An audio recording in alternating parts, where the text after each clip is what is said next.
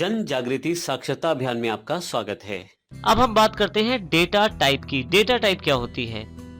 जब भी कोई डेटा हम कंप्यूटर की मेमोरी में स्टोर करते हैं तो ये स्टोर करने से पहले ये बताना जरूरी रहता है कि उस डेटा का प्रकार क्या है। हम ये जानकारी प्रोग्राम में डेटा टाइप से दे सकते हैं।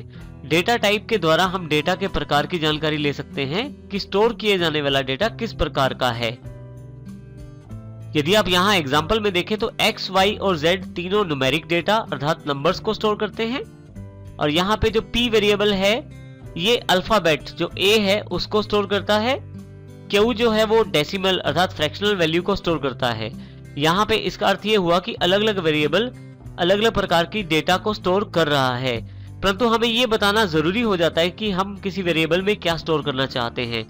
जैसे यदि हम x में नंबर स्टोर करना चाहते हैं तो x को डिक्लेयर करते समय ही ये बताना जरूरी है कि x नंबर्स के साथ कार्य करेगा, नंबर्स को स्टोर करेगा। ये बताने के लिए हम डेटा टाइप्स का प्रयोग करते हैं C++ में। यहाँ पे यदि हम देखें तो सबसे पहले सीरियल नंबर है, उसके पश्चात डेटा के एग्जाम्पल यहाँ पे दिए हुए हैं। यदि आप यहाँ देखें डेटा में सबसे पहले 10-20 न्यूमेरिक डेटा जो होता है उसको स्टोर करने के लिए हमें वेरिएबल को इंटीजर डेटा टाइप के साथ डिक्लेयर करना होता है, और फुल नेम जिसमें इंटीजर रहता है, जबकि कीवर्ड में हम INT का प्रयोग करते हैं।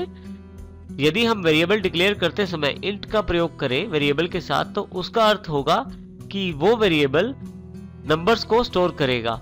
तो यहाँ डिस्क्रिप्शन से आपको जानकारी मिलती है कि इंटीजर डेटा टाइप नंबर्स को स्टोर करने के काम आती है। इसी तरह से हमारे पास यदि नीचे की तरफ देखें सेकंड एग्जांपल में अल्फाबेट्स हैं, कैरेक्टर्स हैं। ये जानकारी देने के लिए कि हम अपने वेरिएबल्स में कैरेक्टर स्टोर करना चाहते हैं, अल्फाबेट स्टोर करना चाहते हैं, टेक्सचुअल वैल्यू स्टोर करना चाहते हैं, तो उसके लिए हम कैरेक्टर डेटा टाइप का प्रयोग करते हैं जिसमें कीवर्ड हमारे पास अवेलेबल रहता है char, CHAR, और इसमें इसका मुख्य प्रयोग कैरेक्टर्स को स्टोर करने के लिए किया जाता है।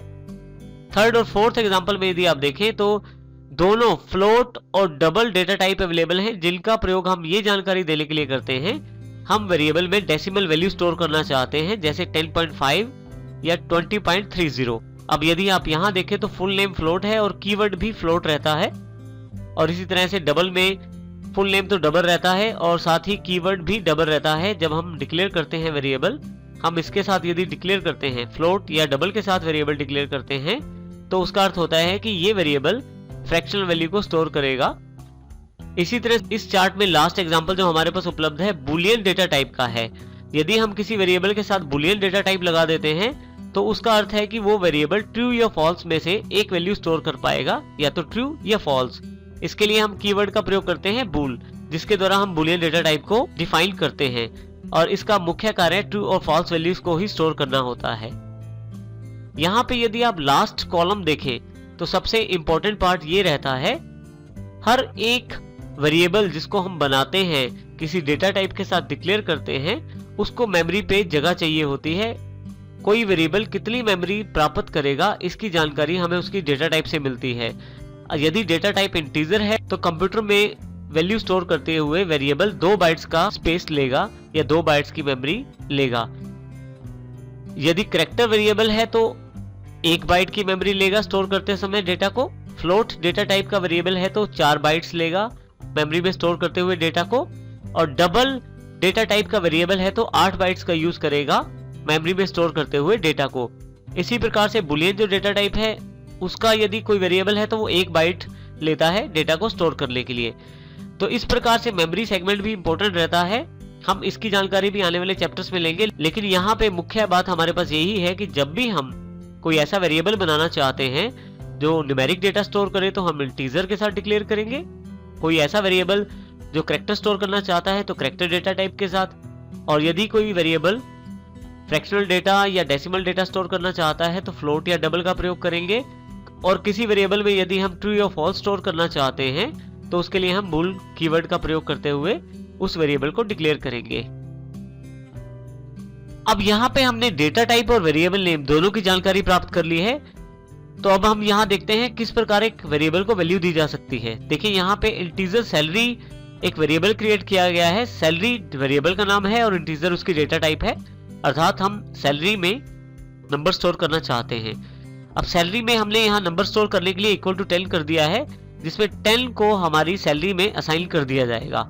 ये इक्वल यहाँ पे असाइनमेंट ऑपरेटर कहलाता है। ऑपरेटर्स की जानकारी आने वाले चैप्टर्स में हम लेंगे। यहाँ पे मुख्य बात ये है, C++ में राइट हैंड साइड की एग्जीक्यूशन पहले होती है और फाइनली जो आउटपुट आता है उसे लेफ्ट हैंड साइड को असाइन कर दिया जाता है। इसमें यहाँ देखें 10 को लेफ्ट हैंड साइड अर्थात सैलरी वेरिएबल में असाइन किया जा रहा है। इसका अर्थ ये हुआ कि सैलरी वेरिएबल अपनी मेमोरी लोकेशन में 10 को स्टोर करेगा। तो इस प्रकार हम वेरिएबल बना सकते हैं और उसमें वैल्यू स्टोर कर सकते हैं। आप यदि नीचे की तरफ यहाँ की तरफ देखें तो यहाँ पे हमने काफी सारे वेरिएबल क्रिएट किए हैं जो अलग अलग डेटा टाइप के हैं, जैसे इंटीजर x, जिसमें हमने वेरिएबल क्रिएट करते समय ही वैल्यू साइन कर दी है जो कि 10 है। इसी तरह से इंटीजर y जिसमें 20 साइन कर दिया है, इंटीजर z जिसमें x और y दोनों का जोड़ साइन किया है। तो देखिए यहाँ टोटल अवेलेबल हो गया है 30। ध्यान रखिएगा, सबसे पहले राइट हैंड साइड की स्टेटमेंट्स एग्जीक्यूट होंगी, उसके पश्चात वो लेफ्ट हैंड साइड को असाइन होंगी। वो z में असाइन किया गया है जो z की मेमोरी लोकेशन पे स्टोर है। इसी तरह से हम कैरेक्टर p को डिक्लेयर कर रहे हैं जिसमें डेटा टाइप कैरेक्टर है, तो हम यहाँ एक कैरेक्टर स्टोर कर रहे हैं। कैरेक्टर्स वेरिएबल में 1 बाइट का मेमोरी स्पेस होता है और ये एक कैरेक्टर आपका स्टोर कर सकते हैं एक समय में।